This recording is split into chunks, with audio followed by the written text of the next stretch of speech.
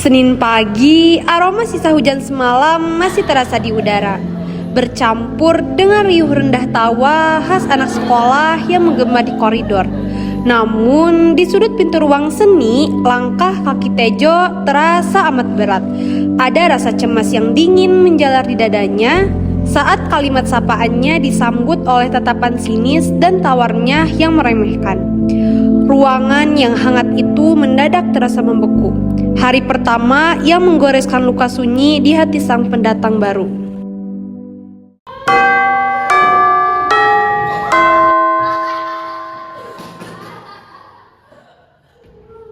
Anak-anak tenang, minggu depan kita kan belajar ujian praktik seni peran ya. Jadi hari ini Permisi Bu Liva, maaf mengganggu sebentar. Ini ada murid baru pindahan dari Jawa. ya, Mohon dibimbing ya. silakan perkenalkan diri teman-teman. Ayo dong perkenalkan diri dulu, Ibu tinggal dulu ya. Ya Bu. Halo semuanya, perkenalkan nama saya Tejo. Saya pindahan dari Jawa. Salam kenal ya.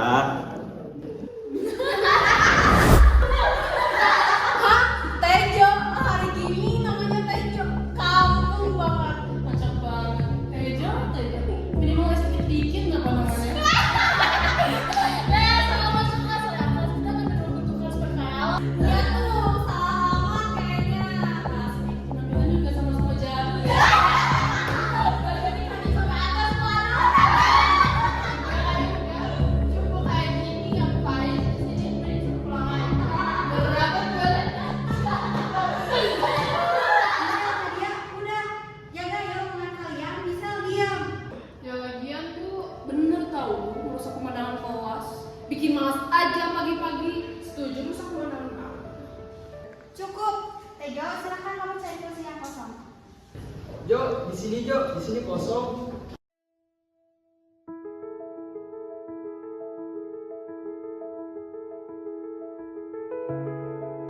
Aman dulu di sini Jo, nggak usah takut. Santai aja, nggak usah dengerin omongan mereka. Iya, makasih ya. Namun, keindahan seringkali bersembunyi di balik ketidaktahuan. Saat jemari kasar Tejo mulai menyentuh senar gitar, seisi ruangan mendadak hening. Gesekan senar dan getaran suaranya yang hangat perlahan mengalir, membius telinga yang semula meremehkan. Suara itu begitu jernih, namun di saat yang sama menyalakan api cemburu yang panas dan membakar di hati mereka yang tak mau kalah.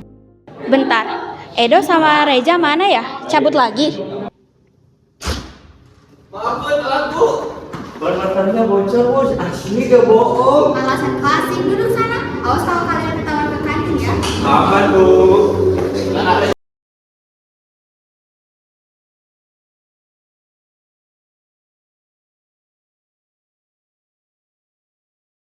Ji, itu siapa spek jamet gitu? Anak baru, namanya Tejo. Pindahan Jawa, males gua liatnya juga. Cih, gaya-gayaan. Cari muka doang paling. Gimana kalau tar istirahat kita kerjain? Gua ada ide bagus. Oke, karena hari ini seni musik, Ibu mau tes vokal. Tejo, kamu bisa ke depan? Saya Bu. Iya Bu, bisa Bu. Bisa main gitar sekali ya? Insya Allah Bu.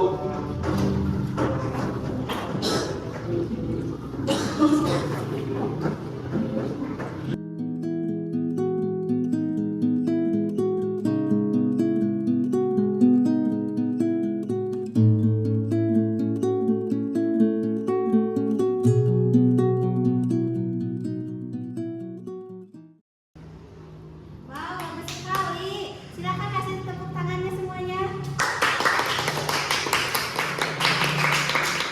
Silakan balik lagi ke kursi kamu.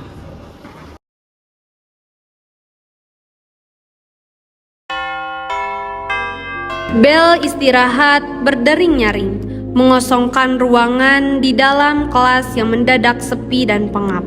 Hawa busuk konspirasi mulai tercium. Bisikan-bisikan tajam terdengar seumpama desis ular di balik meja. Sebuah jemari dengan cepat menyelinap menyembunyikan sebuah benda ke dalam tas kain yang usang. Sebuah skenario jahat telah dikunci, siap meremukan senyum tipis yang baru saja Tejo miliki. Jo, Ari ke kantin yuk, lapar nih. Yoi, sekalian kenalin menu kantin di sini daripada lo sendirian. Yuk kita cabut keburu rame. Yuk, boleh yuk. Cus ah. Ji, jadi kita gimana rencananya? Mumpung si Cupu udah pergi tuh? Gini aja, menurut gua, HP lo masukin ke tasnya dia, terus kita tuduh dia maling. Ih, pinter juga lo. Ini apa bro? Wih, mantap tuh, gak dukung 100%.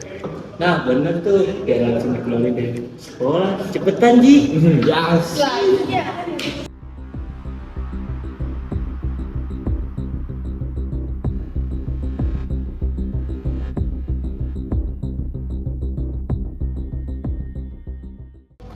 Put, lihat deh. Diji ngapain ke tas Tejo? Kayaknya masukin sesuatu gak sih itu? Kayaknya mau ngerjain Tejo gak sih itu? Samperin jangan. Jangan sekarang, kita belum punya bukti yang kuat. Ntar kita yang dituduh lagi. Gua video diam-diam aja buat bukti. Bagus-bagus, lihat yang jelas.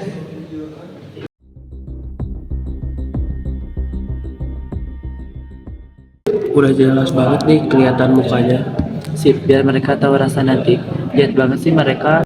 Suasana tenang setelah istirahat pecah seketika. Pekikan panik membelah ruangan, diikuti tuduhan-tuduhan tajam yang dilemparkan tanpa belas kasihan. Tejo berdiri kaku, dadanya bergemuruh hebat, dan keringat dingin mulai bercucuran.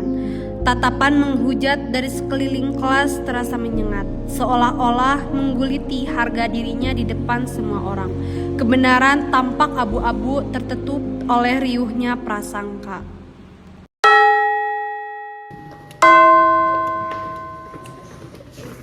Anak-anak, pulang tugas yang minggu lalu ya. Bu, ini lagu. Hah? Hilang di mana? Coba cari yang benar. Gak tahu tadi pas istirahat saya simpen di tas, kembali udah gak ada. Wah, pasti ada yang ngambil tuh. Betul Bu, mending tasnya periksa satu-satu. Logikanya sebelum Tejo datang ke kelas kita aman-aman aja kok. Betul Bu, pasti ada perlu itu dalamnya. Kalian jangan asal tuduh, kita panggil wali kelas dan kepala sekolah dulu buat sidang. Kalian jangan ada yang keluar kelas dulu ya. Ya Bu.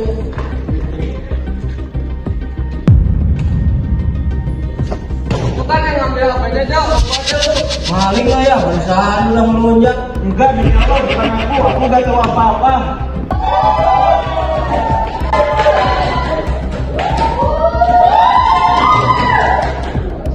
Tenang semuanya, Bapak akan periksa tas kalian satu persatu.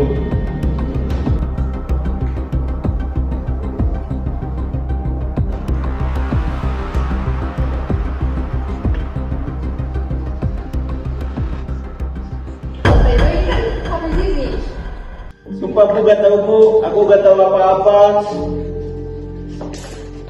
Ikut Bapak ke kantor. Kamu baru sampai di sini udah bikin bulan.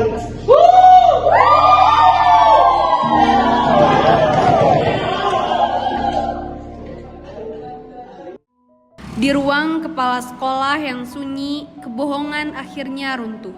Rekaman video itu menjadi saksi bisu yang menempar wajah-wajah bersalah. Di saat napas mereka memburu karena ketakutan akan hukuman, sebuah keajaiban mengalir dari ketulusan hati Tejo. Kata-katanya yang lembut, tanpa dendam, terasa seumpama air sejuk yang menyiram api kemarahan. Air mata penyesalan menetes, meruntuhkan keangkuhan, dan mengubah dinginnya permusuhan menjadi hangatnya sebuah pelukan persahabatan.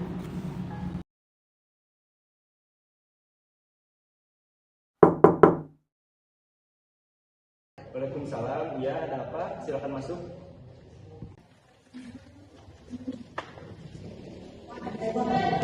Kami mau ngasih tahu kejadian yang sebenarnya, Pak. Kejadiannya apa?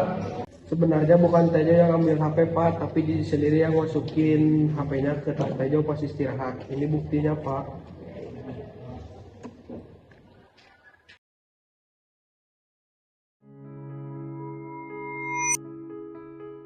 Iya Pak, mereka yang ngejebak Tejo karena mereka gak suka sama Tejo. Kurang ajar. Bu Indah tolong panggil geng Reja sama geng Gigi. Astaga, keterlaluan sekali anak-anak itu. Baik Pak, saya panggil sekarang. Terima kasih telah jujur kepada saya. Silakan kalian boleh pergi ke kelas masing-masing. Baik Pak, terima kasih. Kalian semua ikut saya sekarang.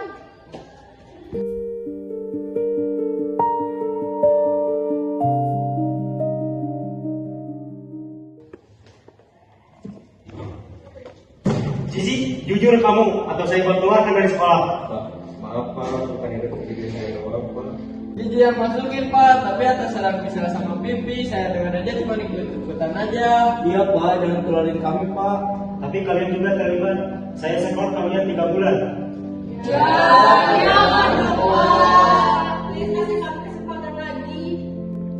Maaf Pak, kalau boleh jangan skor mereka Pak. Loh, kenapa Tejo? Kamu kan sudah difitnah. Loh Pak, saya udah maafin mereka. Mungkin mereka hilaf karena saya murid baru di sini. Sama kan masalah HP-nya juga, HP-nya udah ketemu Pak.